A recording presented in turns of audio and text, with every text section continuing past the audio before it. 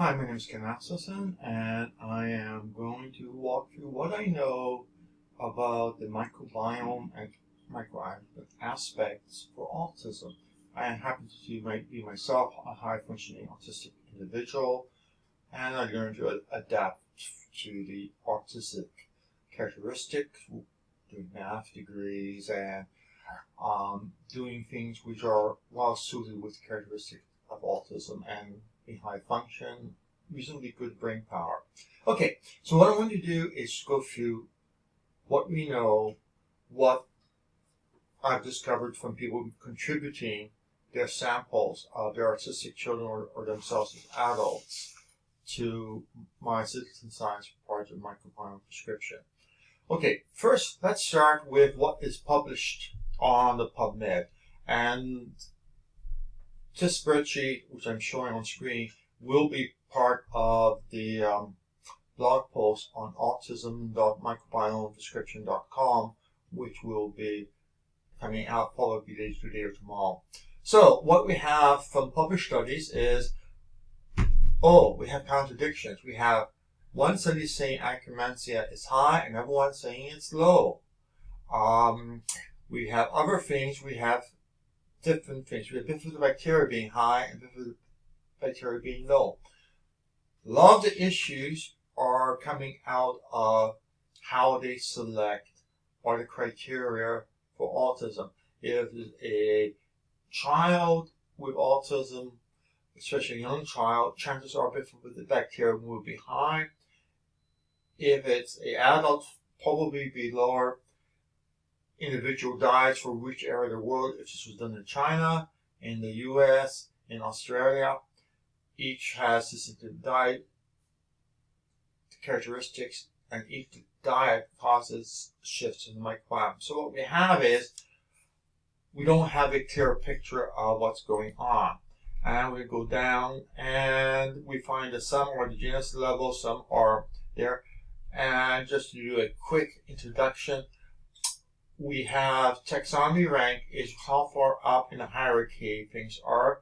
And we could just start with the top layer, which is the phylum, and which is the very top level, the courses there. And what we see is, we see some things are higher, and we have two things which are, some say high, some says low, who knows. But generally we have, for many at the phylum level, agreement that it tends to be a shift in one direction. We could go now and go and say, okay, that's nice. Let's go do order next, which is down from phylum, and we only have two things showing up in the studies. Now, one of the things to remember is when people do the studies, they tend to start with preconceptions. One preconception that often happens is, we're only going to do bacteria which both the controls and the people with autism have in common in sufficient number. Now, given that often the studies are for maybe only about 30 or 40 people, it ends up causing a lot of information to become undetectable because they just don't have sufficient volume to be able to detect the shifts over the randomness of age, gender, and diet. Each one of those will alter the microbiome. And then we have the fact that autism isn't a well-defined thing. We know that some people are impacted by DNA, other are appears to be impacted by epigenetic changes caused by, for example, the mother having a particular virus during pregnancy causes higher incidence of autism. So we have a ton of autism-associated causes. So when we go on to look at autism, we have a lot of distractors, things which makes finding stuff hard.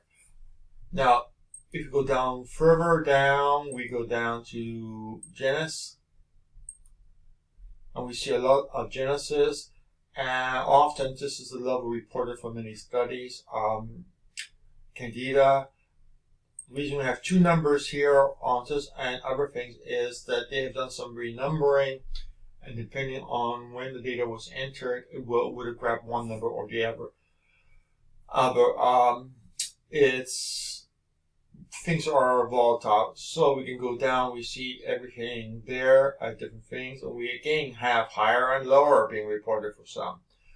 Other cases we have much higher. Other cases we have lower.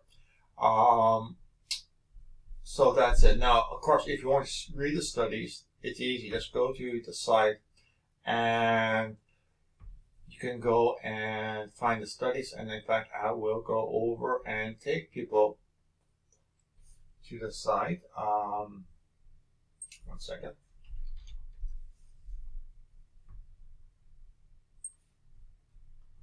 Okay, and all you want to do is go to information from studies. And voila, there we have it. And the easiest way is just to click here. It will download a PDF which will include all the studies on autism there. So you can look it up. Also, it will include all of these bacteria. So it's sitting there, medical studies involved, and comes with suggestions based on what is there. Okay, so that's the pro forma thing. Got a bunch of contradictions to sort out, which is unfortunately. However, people have contributed their microbiome samples, and we are able to go and do actual analysis, and we have something like 226 samples, which is 6 times bigger than the typical published studies dealing with autism. And 6 times bigger means you're talking several more magnitudes of detectability. So on this one, what we have is, first of all, we don't say we're only going to look at this bacteria. We look at all bacteria. And the one thing which we look at is whether or not it's detected more frequently with autistic children than with other or control groups. So symptom means autistic, other means a control group. Let's take a look at the first one. This one is, these are unclassified bacteria. Bacteria which nobody has put a name to. And why haven't they put a name to it? Because typically medical doctors and researchers take healthy individuals and sequence their microbiome and the bacteria they have. Well, guess what? Autism has some bacteria which healthy people generally don't. And they fall into this particular thing called unclassified. In fact, a lot of them fall underneath there. And what we see here, to understand things, is we see that 5.8% of samples has this particular item in it, but only 0.3% of the control group. In other words, it shows up how many times? 200 times more often with autism than with the control group. Oh, that's significant. And over here is chi-square, which is a measure of statistical significance. In other words, it is not an arbitrary thing.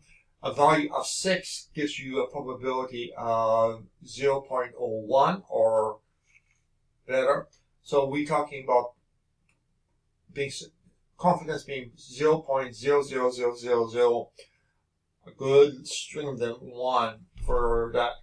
You can look up in online tables what the probability is. Just we're using 1 degree of freedom, so it's an easy look up. Another one which is unclassified. Ouch. Again, doesn't say, we don't have any idea what particular genus is underneath it. Here we see it's at the family level, so it is could be a totally unknown new genus which is associated with it. And in this case, we see 53% of people with autism have it, but only 28% of the control. And we see that not only do we have they're occurring more often, but the average amount which they have is higher than the control, which basically agrees. And over here, and we can go down here, and you notice we have unclassified, classified, unclassified. Basically, that is one of the challenges we have is what researchers are looking at are not the bacteria of concern for autism. So we have down here, and I have highlighted with yellow bacteria where we have a undergrowth and everything else is an overgrowth. Overgrowths are nice because we can do things to inhibit that. Undergrowths are problematic because if you don't have it, it's how hard to grow something without having some seedlings to apply the fertilizer to.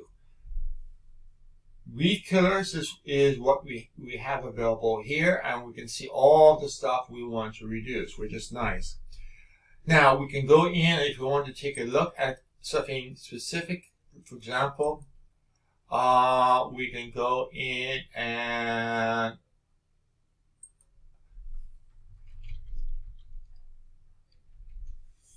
say, okay, let's just look at bifidobacterium, and voila, we see which species and in some cases even strains are there. In this case, this strain and this subspecies are basically almost the same number, but now we see there, and what we see is there's a slight decrease of bifidobacterium with autism, not major amount, but it does lead to suggestion of a potential probiotic. However, there's a whole bunch of other ones which are number one, which is, now all of these, remember I had color coded, all of these are ones where we have too low, which implies that bifidobacterium supplement, especially if you can get these specific ones. The adolescents, the bifidum are available. The other ones are generally not available at the retail thing. So that gives us some information. How about taking a look at lactobacillus? Oops. Oh. Lactobacillus doesn't show up anywhere. It's not a statistically significant bacteria for it. So forget about giving lactobacillus probiotics. The evidence seems to suggest it's not going to have any particular benefit. Now we can go back here and let's just do all. Let's go over here to tax rank. And we have phylum. Let's do a there. Notice we have far more breakdown. Okay. And there we have the phylum, and we can see that 3 of them are too low, and we have 2 of them which are too high. Now over here, as an FYI, I have a link back to the PubMed sale saying, do we have agreement or don't we have it? Okay, let's go and see what we have potential agreement on. So we're going to take everything there. Oops.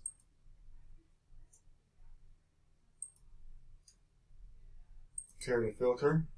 And now I'm going to just go over here and I'm going to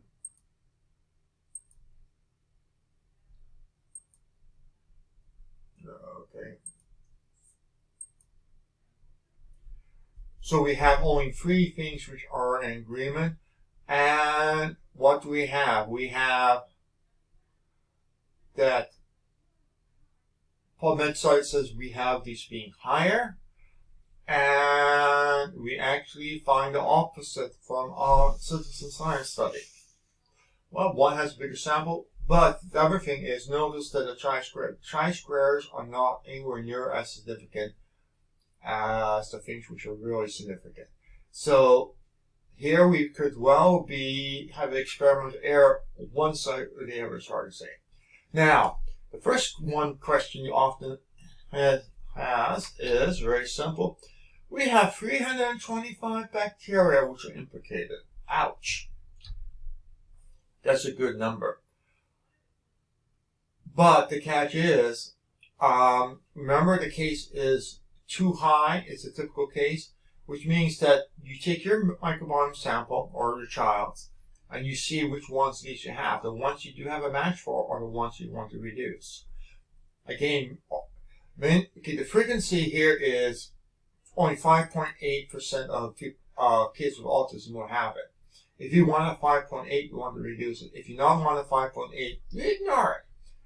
So the result is you have some low ones which shows up, and then you have ones which are far more common. Let's take that and let's do that largest to smallest. So we have Prevotella. It shows up in 80% of autistic children, but 91% of the control group, which means, okay, we want to increase it. Next one, and we probably have some to start with. Next one is the bacteroid xylene solvent, which is again similar and going down. Then we have a few things which we want to decrease, which is there. Our types, etc. So we have when we take your sample or your child's sample and this list, we'll end up with a short list. We'll probably end up with 20 to 40 bacteria to work from. Okay, now there is two other bits of information. One is using the Encyclopedia Gene Genomics. We can look at the enzymes being produced. And here are the enzymes with statistical significance difference between autism and control group. Okay, these are done by estimates, so they are not high reliability, but they are relatively cheap to get the data calculated. So we can see that we appear to have less of almost all of them, we have less of a whole bunch of chemicals, of enzymes there, which with one exception. So that's it. Now, we can go through and take a look from here over the literature. Some cases we find stuff, some cases we don't. One of these, which is the 34288, as I was going through, was interesting because I know from talking to some people that calcium ion issues occurs with autism. And 43228 is we have less of it, which could be connected to the enzyme, the EDTA. Also, it is inhibited by it. So we have that thing. Again, going through all of this, it's time consuming. We do have the K enzyme number sitting there, which you can go in and just search by the way. Just type the word enzyme and whatever you're interested in. Let's take a look at that one. And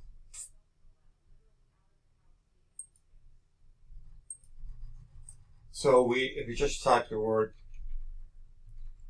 enzyme followed by that magical number, it will take you over and give you a whole bunch of pages with information about it. And you can click through and do some reading up on it. Gives you information. It doesn't give that much. Let's go up to the first one, which looks like it is more informative. And it gives you what genes are involved, etc. And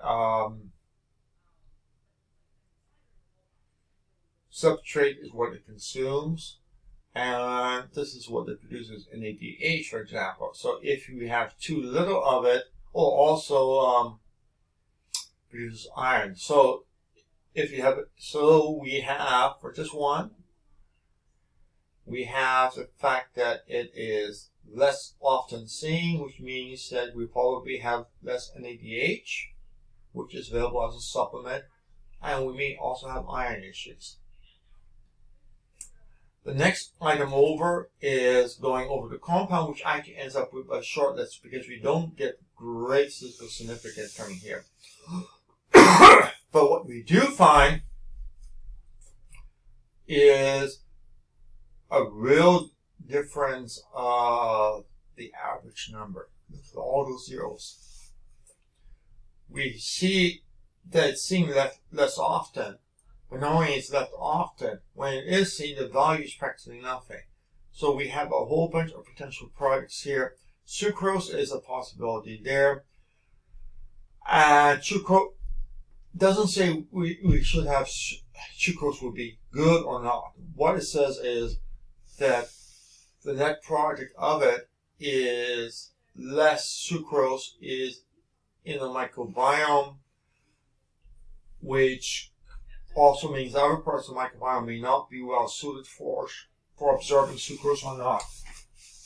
That is not sure. I can find a statistical relationship. The causality and how things connect is a different thing. Basically, I found the smoking gun. I haven't found the fingerprints on the gun, but I have found the gun. And that's what this whole thing is about, is to show all the smoking guns as to where to look. And now you've got the wonderful world of finding fingerprints. Okay, so let's hop back. Going through this page, I realized that my typical way of adjusting the microbiome doesn't really work that well given this type of scenario, because we are interested generally, if a person is low, we want to increase regardless of whatever the value is. Generally, the algorithm has been based on low percentile or high percentile. Typically, you have 49 percentile, which means, hey, you're in the middle, you ain't going to do any suggestions to try improving that because there's no reason to. If you put in the frequency here, then you have a motivation. And putting in the frequency of detection is very symptom specific, and that is what I will end up having to rewrite a new algorithm dealing with. Most of the time, the averages, the numeric numbers are small, but we have the frequency of detection is where it is. So if you don't find that often, you want to pre-feed the microbiome to be friendly towards this particular bacteria taking up residency, especially since most of those are not available as a probiotic. So that ends up being a real interesting thing, because we are not adjusting based on the numeric value or the percentage. We are adjusting based on the frequency of observation, which requires a different type of algorithm to be applied. Then those algorithms should also take in the fact that enzymes and compounds. So it ends up a little bit of fun, which is something which I'll probably be doing a good chunk of this winter trying to get it done. We have the PubMed data there, and the PubMed data, I tend not to have a great preference here. It's there, that's what's reported, but it uses different types of labs, and the sample sizes are generally notoriously small. I'd rather use citizen science data here, where you can use identical same lab, which the data is coming from, which makes it absolutely sweet. So this illustrated page is using the composite of all labs. You can do it by individual labs too, which has additional advantages. But at the moment, for this walkthrough, I'm doing everybody, and you can just go in and take a look, search for any particular things. For example, we have, there's no Akkermansia. Remember, we had Akkermansia being high and being low. Let's go back and see what else is there. Okay, Fusobacteria. Let's go and see what happens there.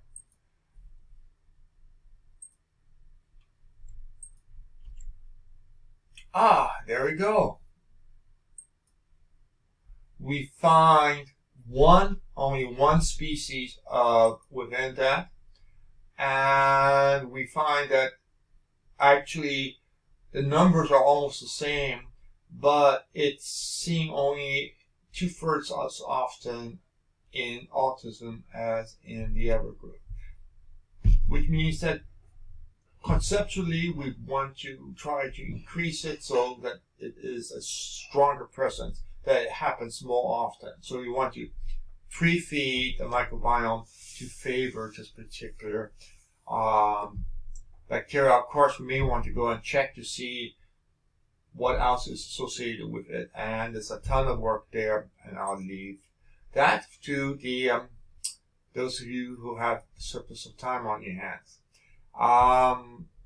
We have Latia, which is, I know from comments online, some people in the autism community are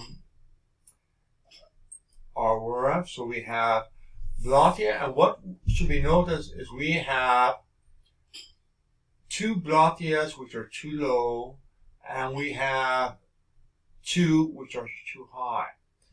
So at the genus level, or which is above the species, you may get no results, or you may get one way or the other way. Again, what we see here is there, and the one which is most significant are the ones where we have actually things being too high.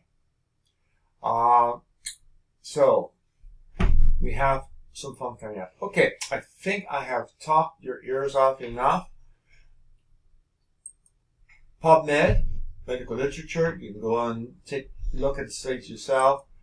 From Citizen Science, which we will clear all. We have a huge list. Then we calculate out the enzymes to see if there are any enzymes. None of the values are really sticking out. All of them are statistically significant, but nothing which really stands out. Maybe while we're doing some reading up on them. And then the compound, which we have even a shorter list. And one of them, like this one, we may want to hop over and ask ourselves, what in the world does that do?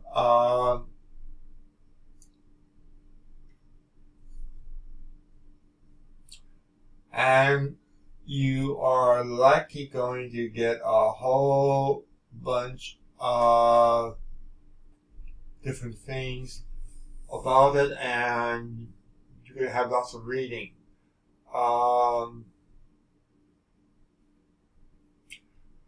And some figuring out. Everything gets complicated well there.